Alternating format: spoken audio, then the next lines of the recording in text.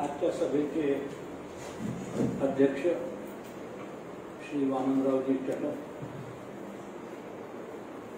या सभेचे आयोजन करणारे किंवा स्पॉन्सर करणारे नागपूर जर्नलिस्ट असोसिएशनचे प्रदीप मैत्राजी, मंचावर उपस्थित अन्य मान्यवर आणि बंधू भगिनी, एखादं असं पुस्तक कोणी का लिहावं, मी का लिहिलं, हा प्रश्न स्वतः करता उत्तर देण्यालायक जरी असला तरी आज माझे याच्याबद्दलचे विचार मी तुमच्यावर थोडे लादणार आहे. मला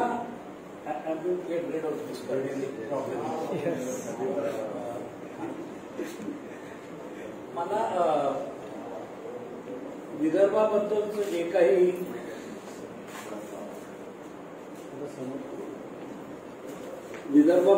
मला जे काही इतके वर्षाचं चित्र दिसतं त्याच्यामध्ये कॉन्ट्रडिक्शन्सच जास्त दिसतात आणि त्या कॉन्ट्रडिक्शन्सना उत्तरं सापडत नाही, सहजासहजी सापडत नाही. आपण वेस्टर्न महाराष्ट्राच्या मानाने इतक्या डिस्क्रिमिनेशनमध्ये का असतो? जर डेव्हलपमेंटचा प्रश्न असेल तर पूर्ण राज्य डेव्हलप का होत नाही? एखादा विशिष्ट भाग जास्त का डेव्हलप होतो, दुसरा कमी का होतो? Not from an activist point of view. Activist करता हा हे प्रश्न कारण असतात ऍजिटेशन करण्याचे, पण जो विचार करायला बसतो की असं का आहे, कारण हे बदलायचं असेल तर याची मूळ प्रॉब्लेम्स काय आहे ते समजून घेतल्यावर याच्यात बदल करता येईल का, या विचाराने जेव्हा आपण बघतो तेव्हा आपल्याला कम्प्लिटली वेगळं चित्र दिसायला लागतं. माझ्याकरता कोणाला मी विचारलं की का हो विदर्भाचे असे प्रॉब्लेम्स काय, तर स्टॉक उत्तरं असतात. तुमचे सर्व नेते नारायण, बेसिक उत्तर. तर प्रत्येक नेत्याने तुम्हाला डुबवलं. हे खोटं नाही आहे, हे खरं आहे, पण this can't be the reason why Vidarbha is not develop. दुसरं उत्तर, तुमचे लोक अत्यंत लेझी आहेत, अन्न उगवत नाही तर फाशी लावून टांगून घेतात स्वतःला. Standard answers. तिसरं उत्तर, तुम्ही एका अशा समाजात राहता जिथे हिंदी लोग तुम्हारे सर पे आके बैठते तो तुम मराठी लोग कुछ नहीं कर पाते. स्टँडर्ड उत्तर आहे ते. हे उत्तर मॅन्युफॅक्चर करणारा एक वर्ग आहे आणि एक उत्तर स्वॉलो करणारा आपला वर्ग आहे. आपण स्वतःला इतके वंचित ठेवतो विचारापासून की अल्टिमेटली वी ऍक्सेप्ट की ही कारणं आहेत आणि ही जर खरोखर कारणं असतील तर मग विदर्भाचं राज्य होणं नव्हे, कारण हे बदलता येत नाही तुम्हाला. द पॉइंट इज, तुम्ही जेव्हा याच्या मागे विचार करता की खरोखर विदर्भाचे नेते नालायक आहेत का, किंवा खरोखर डेव्हलपमेंट करता आपल्यामध्येच कुवत नाही आहे का, आणि याच्याबद्दल विचार करताना शेवटी मागे जात जात जात संस्कृतमध्ये जो प्रश्न विचारला जातो कोहम, तो देतो तुम्ही कोण आहात, हू आर यू, बेसिकली काय आहात तुम्ही. आणि ह्या शोधात जेव्हा तुम्ही मागे जाता तेव्हा तुम्ही आपण कोण होतो याचा मागोवा घ्यायला लागता.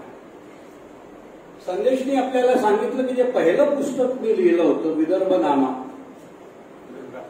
विदर्भ गाथा, त्याच्यामध्ये विदर्भ मुव्हमेंटचा इतिहास होता. पण विदर्भ मुव्हमेंट ही त्या मानाने विदर्भाच्या इतिहासाच्या मानाने तात्कालिक आहे. विदर्भाचा इतिहास खूप प्राचीन आहे. तर किती प्राचीन आहे याचा शोध घेत घेत माणूस जेव्हा मागे जातो तेव्हा महाभारत आणि रामायणाच्या काळाच्याही अगोदर जातो. आता आपल्या देशात गंमत अशी आहे की मी परवाच एका संस्थेत भाषण देत होतो, तिथे त्यांना समजावून सांगत होतो की we do not have a sense of history आपल्या देशात. Architecture is the only proof of existing history. जगभर तुम्हाला पिरॅमिड दिसतात म्हणून इजिप्तचं सिव्हिलायझेशन होतं हे तुम्ही सांगू शकता. तुम्ही कैरोच्या म्युझियम मध्ये गेलात आणि तुम्हाला रॅम्सिसची ममी दिसली आणि हा माणूस 3000 वर्षापूर्वी 3000 BC क्राइस्ट जन्माच्या 3000 वर्षापूर्वी हा जिवंत माणूस होता आणि मोझेसच्या बरोबर जगलेला होता. हे पुरावे तुम्हाला शाश्वत दिसतात असा भारतात एकही पुरावा नाही की महाभारत घडलेलं आहे किंवा रामायण घडलेलं आहे. हे घडलं नाही असं मी म्हणत नाहीये, हे घडलेले आहे, पण त्याच्याकरता लागणारा परमनंट फॉर्ममध्ये आर्किटेक्चरल प्रूफ नाही. विदर्भाबाबत बोलायचं झालं तर राम याच्यावरून उडत उडत परत गेला आणि उडत परत जाताना त्यांनी सीतेला खालचा प्रदेश दाखवला आणि त्या प्रदेशाकडे बोट दाखवून म्हटलं की सरस्वतीची जन्मभूमी, सरस्वती जन्मभूमी ही आहे. हे कोणी लिहिलं? कालिदासाने. म्हणजे कालिदासाच्या वेळेपर्यंत विदर्भाचा उल्लेख सापडतो, पण रामायणात सापडतो काय कसं सांगणार तुम्ही? रामायण लिहिलं गेलं नाही. Much later it got written, not at the time Ram was born. त्याच्यामुळे तुमचं अस्तित्व कुठपर्यंत मागे तुम्ही शोध घेत जाता या शोधामध्ये विदर्भाची प्राचीनता समजते. आणि हा जर प्राचीन प्रदेश होता तर मग इथे राज्य कोण करायचे? इथे राहायचेत ते लोक कसे होते? हे लोक खायचेत काय? हे प्यायचेत काय? कुठपर्यंत यांचं साम्राज्य होतं? याचा विचार करता करता करता आपल्याला लक्षात येतं काही काही स्टार्टलिंग गोष्टी लक्षात आल्या. One of the thing I realise was या प्रदेशाचा पश्चिम महाराष्ट्राशी शिवाजीच्या नंतरच्या काळापर्यंत संबंध नव्हता, संबंधच नव्हता. I find no links between this land and the rest of Maharashtra. या लँडचा संबंध कुठे लागतो तर सेंट्रल इंडियाशी लागतो, निजामाशी लागतो, बंगालशी लागतो, काश्मीरशी लागतो, पश्चिम महाराष्ट्राशी लागतो. तर if you take this as an instance of thought, how do you expect empathy between a land that is to your western Maharashtra and your own land when there is no historic connection between both? आपल्याला एक दुसऱ्यावर प्रेम करणं किंवा दुश्मनी करण्याकरता सुद्धा संबंध लागतो. संबंधच नसेल तर कुठलं प्रेम आणि कसली दुश्मनी? It's remarkable. म्हणजे apart from the fact that Shivaji महाराजांची माता ही आपल्या इथली होती. शिवाजी महाराज दोनदाच विदर्भात आले आणि दोन्ही वेळेला त्यांनी लाड कारंजेला लुटलं. या पलीकडे शिवाजीचा विदर्भाशी संबंधच नाहीये. You can find it anywhere, it's not there. When you look at it from that point of view, how do you expect people of western Maharashtra to have any kind of a sympathy for you? तुमचे राजे कोण? 600 वर्ष कोण राजे होते आपले? मग बुलंदशहाची ती मूर्ती आपल्या लेजिस्लेचरच्या बाहेर लावलेली, तिचं इनॉग्युरेशन करायला किती वर्ष लागले सांगा ना तुम्ही मला प्रॉमिस दिल्यानंतर. का? कारण पश्चिम महाराष्ट्राचा राजा नव्हता तो. On top of it he was a Muslim. पण it doesn't matter to us. Do you know की हिंदू मुसलमानांचा जो एक प्रखर प्रॉब्लेम पश्चिम महाराष्ट्रात आहे, sorry racial discrimination Hindus versus मुस्लिमचा, विदर्भामध्ये एकदाही not even once has there been a racial riot. Hindu आणि मुसलमानांनी कधीही एकमेकांविरुद्ध इथे भांडण केलेलं नाहीये. का केलं नाही? निजामाचा प्रदेश होता ना हो. किती वर्षापासून रूल होता आणि निजामाचा प्रदेश was oppose to the Mughals. त्यामुळे त्यांची भांडणं चालू होती, आपली नव्हती. It was easy for us to assimilate a Muslim culture within the 4 corners of Vidarbha. It's difficult for western Maharashtra to even understand this. या पद्धतीने जेव्हा मी इतिहास मागे मागे मागे पाहत गेलो तेव्हा या खूप गमतीदार गोष्टी दिसायला लागल्या.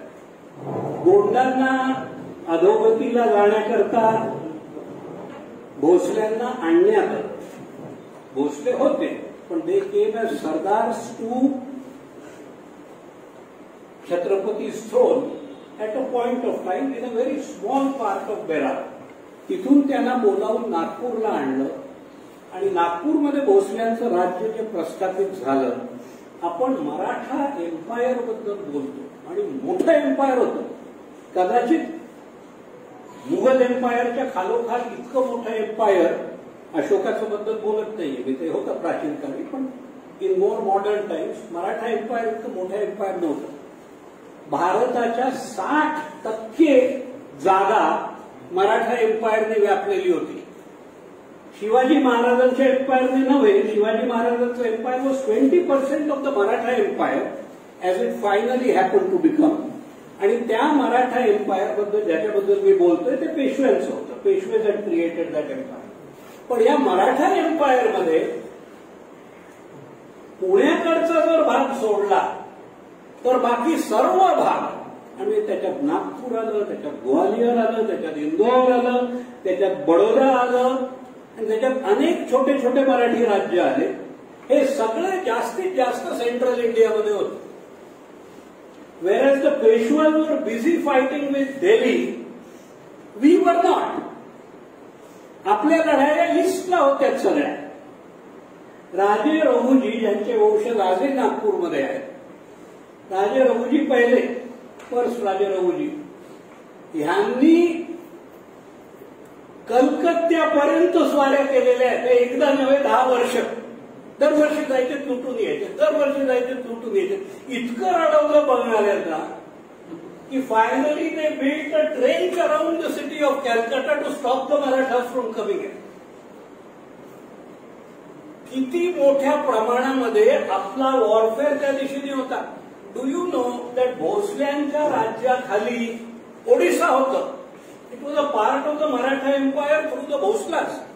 नागपूरकर भोसला आणि पेशवे यांची परमनंट भांडणं चालली.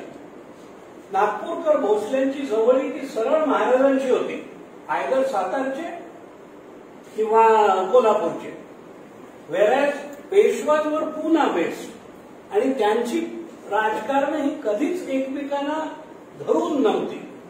Please see the reflection of today's politics in this.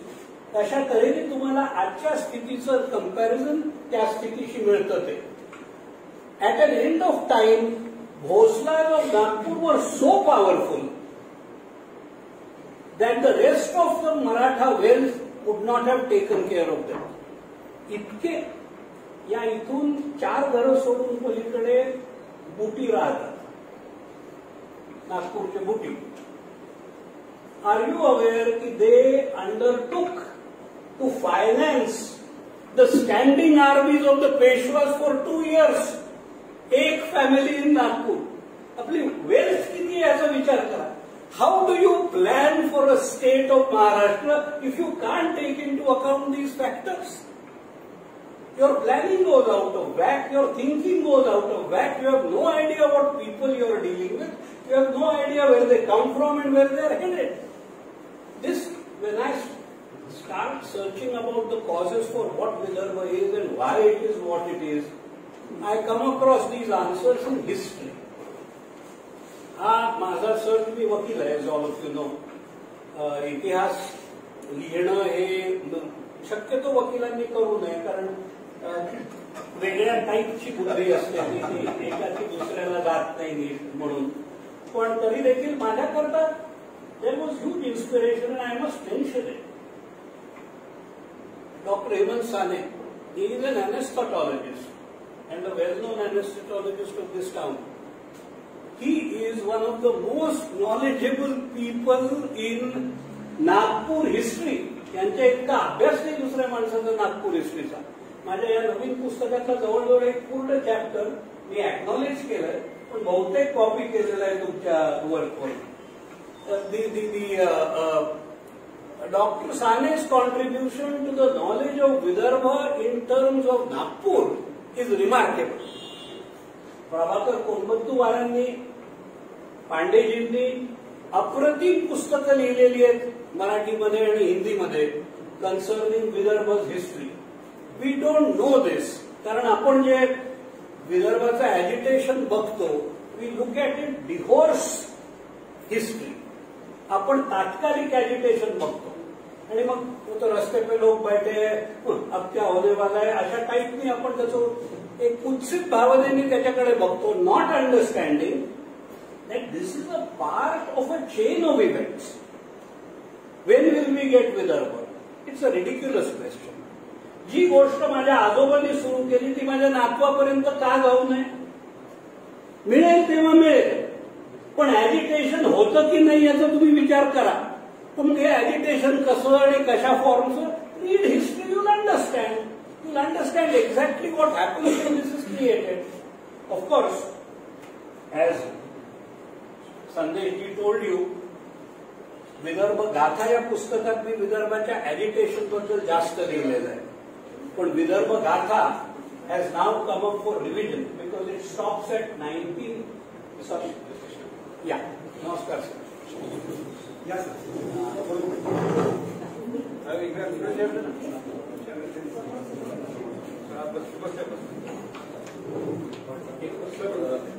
Sir sir वरती आहे सर, या बसा. Vidarbha Gatha, as I told you, is about the history of Vidarbha's freedom struggle. पण जेव्हा आपण विदर्भ गाथेचा विचार करतो तेव्हा आपल्या लक्षात येतं की जोपर्यंत आपण विदर्भ नामा वाचत नाही, until we read the history of our people from pre-Vedic times till the British, it is not possible to understand की विदर्भाच्या फ्रीडम स्ट्रगलला काय झालं. त्याच्यामुळे तुम्हाला वाचन करताना विदर्भ नामा जे आता पब्लिश होत आहे ते बेस बुक म्हणून घ्यावं लागेल आणि अजून 2 वर्ष तरी थांबावं लागेल माझं रिवाइज्ड एडिशन ऑफ विदर्भ गाथा यायला, in which we will be discussing the more current events of Vidarbha's freedom struggle. Vidarbha नामा हे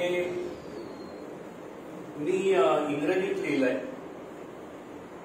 मराठी आणि हिंदी सायमल्टेनियस अनुवाद झालेत त्याच्यात फॉर द रिझन की हे पुस्तक याचं रीडरशिप आमच्या लक्षात आलं की इंग्रजीच्या पेक्षा इतर भाषांमध्ये जास्त आहे.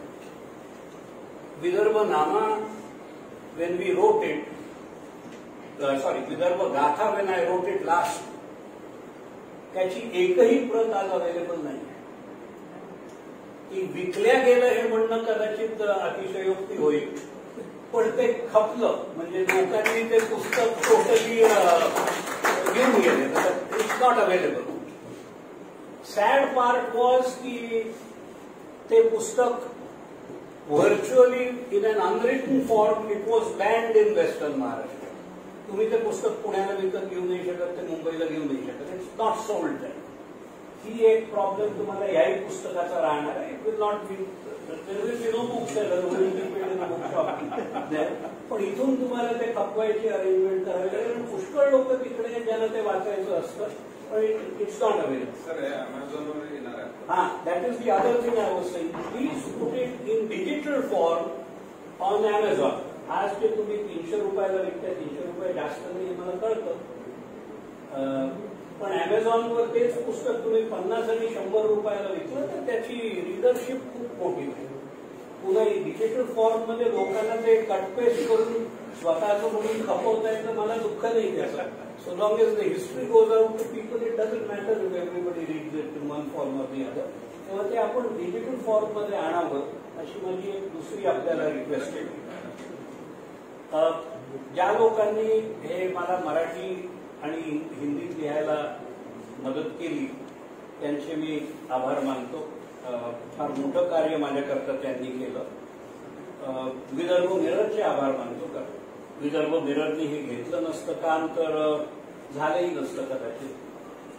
आपण स्वतःचा वेळ दिला आणि हे केलं त्याच्याबद्दल मी आपला आभारी आहे.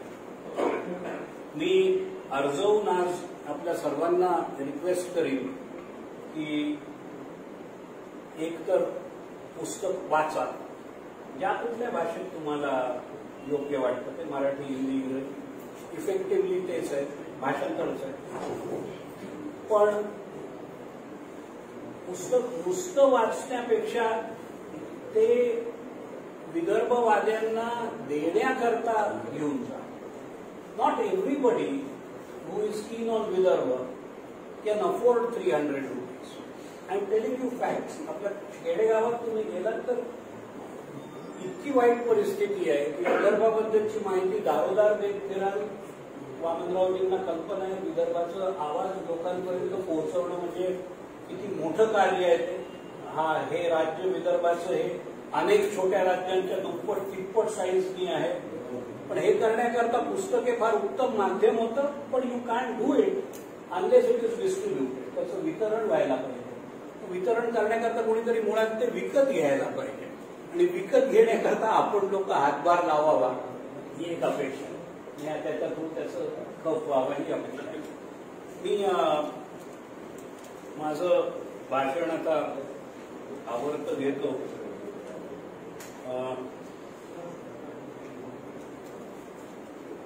एक जो विदर्भाबद्दल बघायचा आपल्या सर्वांचा दृष्टिकोन आहे, we are all lovers of this statehood demand,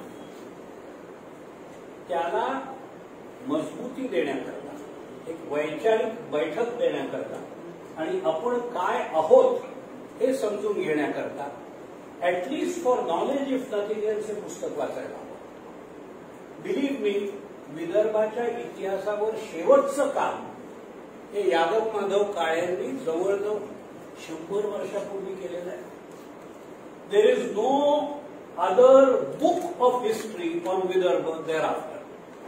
I have used this as a basis. It is a book in which I have given detailed notes, sources सांगितले, information कुठून घेतले ते सांगितलंय. त्याच्यामुळे people can cross check, read more.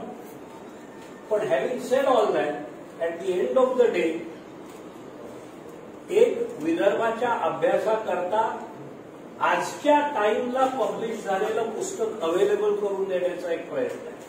त्याच्यानंतरचं पुढलं विदर्भाचं पुस्तक कोण लिहिल मला माहित नाही. 100 वर्ष जाऊ नये ही अपेक्षा आहे. पण whatever be the time period, this will become one stepping stone which was to my mind absent whenever I went to search for knowledge about Vidarbha. WhatsApp सारखी बेकार युनिव्हर्सिटीमधून तरी ते चूकचाक नॉलेज मिळतं तुम्हाला. नाहीतर you go down into Wikipedia. Encyclopedia also don't give it very accurately, पण Wikipedia does. Cross check खूप करत बसावं लागतं. त्याच्यातला बराचसा तुमचा हार्डवर्कचा भाग इझी केलेला आहे मी. तुम्हाला पुस्तकात तो सापडतो. ऑथेंटिक आहे. आख्यायिका म्हणून मांडलेले आहे. आय टेल यू की दिस इज हे या दंतकथा असतील किंवा असं म्हटल्या जातं ते तुम्ही शोधायला गेला तर सापडणार नाही. पण ही रूढी आहे. आता आपली काली मारबत आणि पिली मारबत मध्ये पिली मारबत कोण होती? एक भोसल्यांची राणी होती. तिने इंग्रजांना आपल्याला विकून टाकलं. तिची मारबत आहे ती. If you want to understand, ही आख्यायिका आहे. There is no proof of this. पण त्याच्या आधी फक्त काली मारबत होती नागपूरमध्ये. You won't find all this when you read the book. It's a fascinating book to read, even if I say so.